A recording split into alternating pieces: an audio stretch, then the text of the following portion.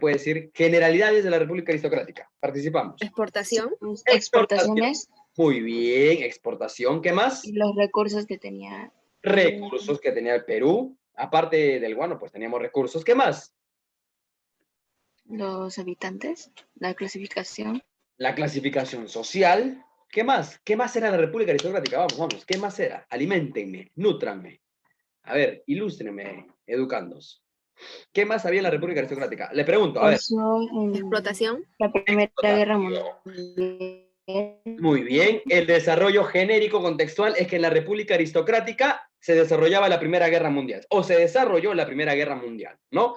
Otra cosa, a nivel económico, ¿cómo estaba el Perú? Estaba exportando, ¿verdad? Teníamos Exportación. recursos. Exacto. A nivel social, clasicismo, ¿no? Clasicismo.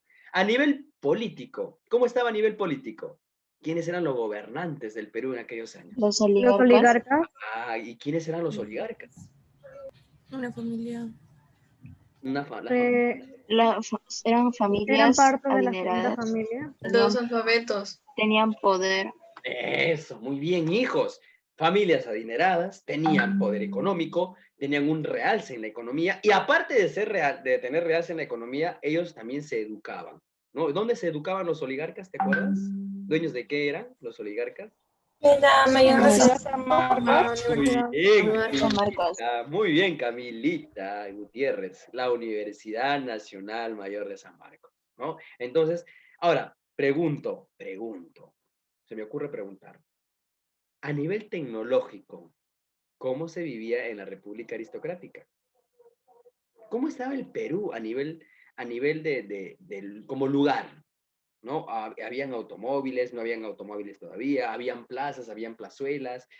¿Qué había en el periodo de la República Aristocrática? Porque luego vamos a hablar del oncenio, ¿ya? Porque después de eso viene el oncenio. Pero en la República Aristocrática, ¿cómo era la vida cotidiana? ¿Alguien se acuerda más o menos? Mi garganta. ¿Nadie? ¿Alguien tiene una idea más o menos de cómo se vivía en la República Aristocrática? ¿Alguien tiene una Con idea? carruajes. Muy bien, o sea, todavía, ¿no? Todavía jalaban su carruaje, no habían automóviles. El Estadio Nacional no existía. El Palacio de Justicia no existía. San Borja, San Isidro, Lince, Jesús María, no existía. No existía esos lugares todavía. En este caso todavía está la base. Ahora, la base va en esto, ¿no? La base es esto. La base es que en la República Aristocrática se gozaba mucho de los recursos ganaderos y la agropecuaria. En base a eso, un país que se basa su economía en lo que es la agricultura y la ganadería es un país que está ligado, por decirlo de esta forma, ya a un descenso de tecnología, por decirlo así. Ya habían automóviles, ya existía en Estados Unidos y en Europa, ya se evidenciaba otro modo de vida, pero el Perú, aparte de tener grandes recursos, era un país que todavía vivía en el retraso. Ya vivía muy retrasado, por decirlo así. El Perú estaba en un letárgico proceso, ¿ya? Entonces, el Perú que tenía petróleo, caucho, cobre, algodón, azúcar y tenía lana, ¿no? Ahora, recordemos, para recordar, ¿quiénes eran los dueños del azúcar y del algodón? Oligarcas. Oligarcas. Dueños de la lana, los Melchenique. no, Morales. los Morales. los Gamonales. gamonales, o también conocidos como los hacendados del sur, ya no te olvides. A los oligarcas también se les conocía como los varones del azúcar. A los oligarcas también se les conocía como las 40 familias más poderosas del Perú. A los oligarcas también se les conocía porque entre ellos se rotaban el poder. Solamente los oligarcas podían tener el poder presidencial. ¿Y cómo pasó eso? Ya lo vamos a ver. Entonces, ¿el Perú tenía recursos? Tenía recursos, ¿ok? Teníamos recursos. Teníamos porque hoy ya no tenemos mucho de esto. En económico, en el lado económico, ya lo habíamos dicho, ¿no? Economía, teníamos petróleo, teníamos la agroexportación, teníamos la minería, tenemos la producción ganadera y tenemos el caucho. Teníamos riqueza, estábamos ok, ¿ok? Estábamos ok. Teníamos recursos. El Perú estaba entrando en un proceso muy bueno porque había plata, ¿ok? extracción de petróleo, los oligarcas gobernaban en el Perú, pero se manejaba también esto. Entonces, el Perú estaba en desarrollo, por decirlo así. De a poco, pero en desarrollo. ¿Ok? Otro proceso, ¿ya? En este caso, bueno, la pregunta ya sabes, ¿no? Esta pregunta sí te viene, ¿eh? Esta pregunta te viene de ley, ¿eh? Esta pregunta sí te viene.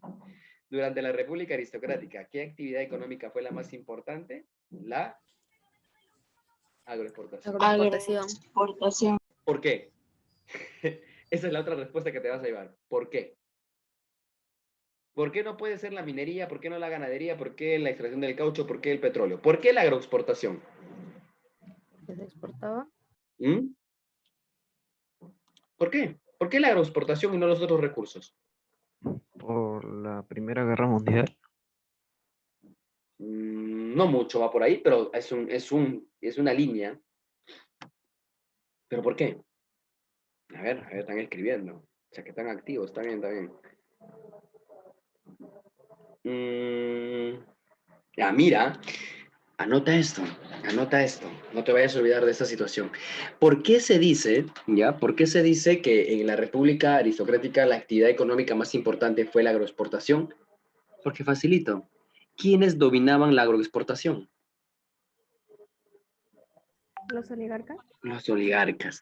Entonces, al ser el oligarcado que domine la agroexportación, ¿a quién le daban mayor impulso? ¿A la minería?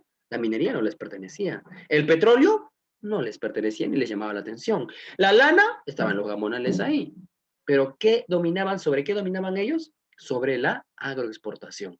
Es por eso que la agroexportación viene a ser la actividad más importante, porque los oligarcas dominaban sobre ella y manejaban la economía a su antojo. ¿Ok? Espero haber resuelto esa duda. ¿Alguna pregunta hasta acá? ¿Se entendió, verdad? ¿Logré explicar? ¿Logré hacerles entender? ¿Se entendió hasta ahí? ¿O vuelvo a explicarlo nuevamente? No hay ningún problema si lo vuelvo a explicar. ¿Lo vuelvo a explicar? ¿O sí entendieron? ¿Sí se entendió? Sí, Listo. Genial. Ahora, vamos con la sociedad. La sociedad que es la base y columna de todo. ¿Ya? ¿Cuántos habitantes había en el Perú? Teníamos cerca de solamente 2 millones de habitantes. Poquísimos. Poquísimos para un país que estaba pues con un territorio muy vasto. Ya éramos poquísimos. Ahora, ante esta situación, ante esta nociva de la poca población que había, se cometieron abusos, lógicamente. ¿Quiénes se posicionaron en la cabeza de la pirámide social? Los oligarcas. ¿Quiénes eran los oligarcas? Poderosos, los pueblos hacendados poderosos del norte y sur del Perú, el azúcar y el algodón, conocidos como los primeros presidentes del Perú, ya los que se rotaban el poder, ¿no? Las 40 familias más poderosas del Perú y ellos dominaban sobre la San Marcos, ¿no? Porque eran los únicos que podían estudiar, no podían estudiar nadie más. Los oligarcas dominaban el Perú, en otras palabras, ¿ok? Entonces, ante esta situación, te vas dando cuenta que el oligarcado, ya, los oligarcas tenían el control del Perú. En resumen, tenían el control del Perú. Luego de ellos estaban los gamonales, ¿no? Lo cual, pues, los gamonales vivían en la sierra, en la parte de Puno, ¿no? De la cual, pues, ellos trabajaban muchísimo la lana, ¿no? Trabajaban bastante la lana. Entonces, ante el trabajo de la lana, ellos practicaban una economía feudal. ¿Por qué no entraron dentro del proceso de la exportación? Porque la lana que ellos hacían, lo producían principalmente para ellos y luego para los oligarcas, ¿no? Los vendían a los oligarcas y los oligarcas, pues, se beneficiaban con eso. ¿No? No hacían una exportación masiva como lo hacían los oligarcas con la agroexportación, ¿no? Luego tenemos los obreros, personas que empezaron a trabajar para los oligarcas y para los gamonales, los cuales pues empezaron a organizarse en sindicatos.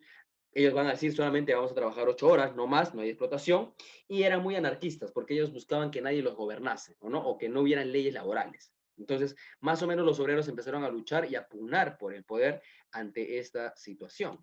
¿Ok? Y por último, la última rueda del coche, los indígenas, ¿no? De los 2 millones de habitantes en el Perú, ¿ya? De los 2 millones que había en el Perú, estos de acá, ¿ya? Estos de acá eran la mayoría, ¿ya? Estos eran la mayoría.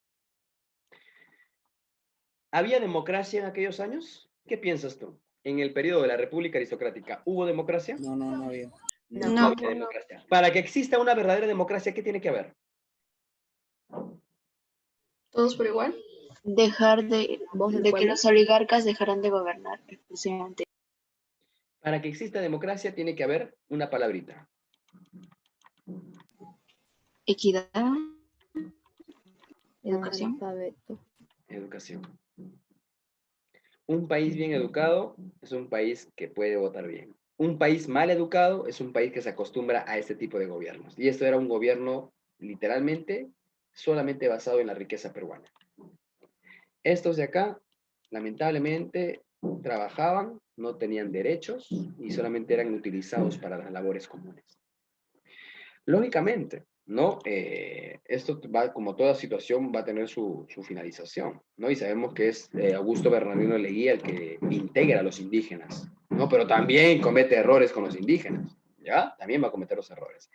A inicios del siglo XX, en el Perú, el sector marginado que carecía de derechos políticos fue la clase de los indígenas. ¿Por qué?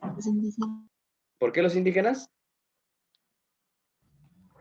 Porque Porque no tienen educación. Porque no tienen muy educación. bien, porque se les privó de la educación. Anota eso. Yo te voy a preguntar, ¿por qué? Porque se les privó de la educación y en aquellos años los únicos que podían ir a votar en elecciones eran los alfabetos y los indígenas eran analfabetos. ¿Te das cuenta? La viveza siempre ha primado en el Perú y te puedes dar cuenta desde estos tiempos, ¿no? Contextualizamos de forma general. El Perú en el mundo, la Primera Guerra Mundial, ¿no? La guerra de las trincheras, ya Alemania, Estados Unidos, Italia, Japón y los reinos centrales estaban ya en guerra, en conflicto. Eso indicaba que en el Perú también iba a haber ciertos fundamentos, ¿no? Antes de esta situación del año 1895, que duró, ya el segundo civilismo dura del 1895, ya la República Aristocrática del 95 al año 1919, no te olvides, ¿ah? No te olvides, por favor. Antes de ello tenemos en este caso el contrato Grace, ¿no? ¿Te acuerdas de Cáceres cuando hizo el contrato Grace con Inglaterra? Ya de vender, ya ahí está el contrato Grace, ¿no? De la cual pues esto se va a seguir manejando. En esto ya vamos a resaltar rápidamente, no quiero ocupar mucho tiempo, ya el momento más importante, el auge, como toda política siempre va a tener su mejor momento. Nicolás de Piérola entra en el poder. Disculpen el término, pero este personaje ya en la Guerra del Pacífico va a ser recontra odiado porque lógicamente nos deja en la quiebra total, ¿no? Por decirlo de esta forma. Ante esta situación, pues, él da el impuesto a la sal después de la Guerra del Pacífico, ¿no? Donde él intenta recuperar los sectores salitreros del Perú, lógicamente no lo va a conseguir. Luego los Romaña, el señor López Romaña va a fundar la primera escuela de agricultura que viene a ser la Universidad Agraria del Perú, la cual la tenemos hasta el día de hoy. Manuel Candamo empieza a hacer ferrocarriles en la parte de la sierra y la selva del Perú para que de esa forma la materia prima pueda llegar acá a Lima y se pueda exportar. Los Pardo, los famosos Pardo, José Pardo promueve la educación, ¿no? José Pardo empieza, pero solamente promueve la educación para la parte del oligarcado, no para la parte de los indígenas, ¿ok? Y por último tenemos al señor Augusto Bernardino Leguía. ¿Qué es lo más resaltante que hizo Augusto Bernardino Leguía? Lo más resaltante que hizo Augusto Bernardino Leguía fue hacer el contrato Río Branco. ¿Cuál era eso? El Perú era esto, en sus años, ¿no? ¿Y qué hizo? Por los 2 millones que solamente éramos en el Perú, Brasil empezó a ganar territorio, a ocupar territorio. Entonces, ante la amenaza de seguir invadiendo, porque ya se iban hasta Madre de Dios, lo que hizo el señor Augusto Bernardino Leguía fue hacer el famoso Tratado Río Branco que limitaba, ¿no?, el país del Perú con el país del Brasil. Ya, ese es el Tratado Río Branco, el Tratado de Límites, ¿ya? El Tratado de Límites, ¿ya? El Tratado de Límites. Bien. Entonces, ese es el Tratado Río Branco. Hasta ahí más o menos se podría decir, ¿ya?, que hasta ese momento, pues, estos presidentes, en este caso el señor Augusto Bernardino Leguía, José Pardo y otros más, estaban entrando, pues, a llevar al Perú en un proceso letárgico, porque aún todavía se evidenciaba que el Perú estaba siendo manejado. Pero a partir del año 1912 es cuando empieza la crisis, porque entra en el poder una persona que no era oligarca, el señor Guillermo Billinghurst, ¿ok? Entra al poder Guillermo Billinghurst, guiado en este caso por los gamonales también, y guiados por la sociedad y algunos antioligarcas, los cuales empezaron a dominar en este sector del Perú. En este caso, Guillermo Billinghurst va a hacer algo llamado el pan grande, ¿no? El pan grande, el cual pues era alimentar a los sectores más pobres y vulnerables del Perú en aquellos años, ¿ya? Y es por eso que se ganó la popularidad del sector indígena y obrero del Perú. Y en este caso, pues, como él no era oligarca y los oligarcas eran celosos con el poder, no tuvieron la mejor idea que meter al señor Óscar Benavides. Y en este caso, este militar le hace un golpe de estado al señor Guillermo Billinghurst y empieza el gobierno del señor Óscar Benavides. ¿Ok?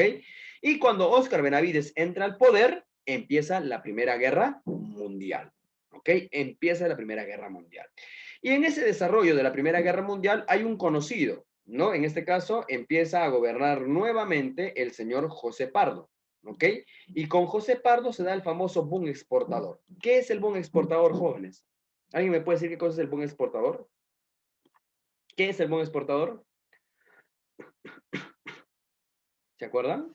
Vender todo. Exactamente, muy bien, Carlita. Vender nuestros recursos hasta a Europa para que ya, pues, como están en guerra, beneficiarnos de ella, ¿no? Y el Perú empezó a vender, pues, empezó a vender, a vender, a vender, a vender, ¿no? Y pues sabemos que el fin de la República Aristocrática, ¿no? El fin de esta República Aristocrática se da cuando uno de los oligarcas los traiciona. ¿Cuál de todos los oligarcas fue el que traicionó a este sector? ¿Quién fue el oligarca traidor? El cual se va a posicionar en el poder. ¿Quién? Piérola. ¿Ya? Pirola. No. ¿Augusto? Augusto Ah, Leguía. Leguía. claro, hijo mío. Augusto Bernardino Leguía va a entrar en el poder y aquí inicia ¿qué cosa? Acá está. ¿Qué va a iniciar? El famoso Oncenio Leguía. Oncenio de Leguía. El Leguía estaba harto del manejo y el gobierno como los oligarcas estaban llevando al Perú y sabemos, ¿no? En la próxima clase vamos a ver esto, que Leguía va a modernizar, le va a cambiar la cara a nuestro país. ¿No? Ya va a entrar a ser un país más capitalista, porque acá es un país muy nacionalista, ¿no? Basado en su propia economía, basado con sus propios rudimentos, pero con Leguía el Perú se capitaliza, por decirlo de esta forma, ¿no? Y el Oncenio de Leguía también es conocido como el gobierno de la patria nueva, que es el título, el partido político el cual el señor Augusto Bernardino Leguía le dio a su partido, ¿no? Y con eso él gobierna. Entonces, nos vamos dando cuenta que la República Aristocrática era un proceso de retardo, ¿no? El Perú todavía estaba entrando, todavía seguía intentando caminar en una democracia que no era visible en aquellos años, porque no se evidenciaba democracia, ¿ok? Solamente se rotaban el poder entre los Piérolos, los Romañas, los Candamos, los Pardos, los Leguía, ¿no? Entre ellos nada más se rotaban el poder y otras familias más, ¿no? De la cual, pues, los más resaltantes son estos, porque han gobernado de una forma muy, por decirlo así, muy representativa, ¿no? Entonces, ese es el punto, ¿no? Ese es el punto. Entonces, ante esta situación, ¿no? Nos vamos dando cuenta que el oncenio, perdón, la República Aristocrática es un proceso. Ahora, este famoso boom exportador que se dio en este inicio, en este tiempo, así como la plata vino, la plata también se va a ir. ¿Ya? Así como la plata entró, también se va. Porque hasta lo que venimos analizando económicamente durante el oncenio y otros procesos más, no han sabido hacer caja chica, no han sabido guardar dinero. Y ese ha sido el grave problema. En la era del guano y del salitre teníamos plata, pero no supieron ahorrarla, no supieron guardar dinero. Entramos a la República Aristocrática, empieza la Primera Guerra Mundial, teníamos plata, no lo sabían guardar, lo sabían desperdiciar el dinero. Empezó el despilfarro de dinero y prácticamente la República Aristocrática se llevó de esta forma, ¿no? Entonces, ante esta situación, ¿no? Nosotros decimos lo siguiente, ¿cuál de esas? Sabemos que en este caso el contrato Grace no le pertenece a la República Aristocrática, ¿no? Porque eso es antes. ¿El Tratado Río Branco pertenece a la República Aristocrática? Sí. ¿Quién hizo el Tratado Río Branco? ¿Alguien se acuerda? ¿Quién firmó el Tratado Río Branco? ¿Se acuerdan? El tratado con el Leguía. Leguía, exacto, Leguía hizo el Tratado Río Branco. El gobierno del Pan Grande. ¿Quién fue el gobierno del Pan Grande?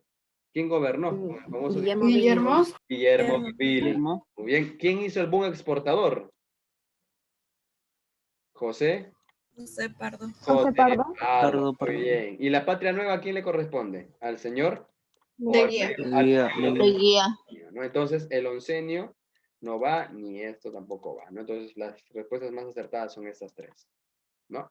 Y bien, y es así como el Perú se desarrolló en ese tiempo. Importante, muy importante porque estamos empezando a desarrollar nuevamente nuestra política, nuestra democracia, pero en ese tiempo no estaba tan bien llevada como ahora pues lo podemos desarrollar, ¿no?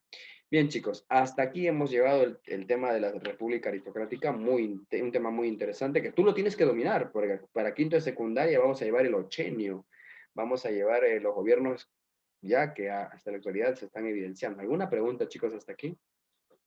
No quiero ser tan cansador tampoco, quiero que descansen también. ¿Preguntas? ¿Alguna pregunta? ¿Alguna duda?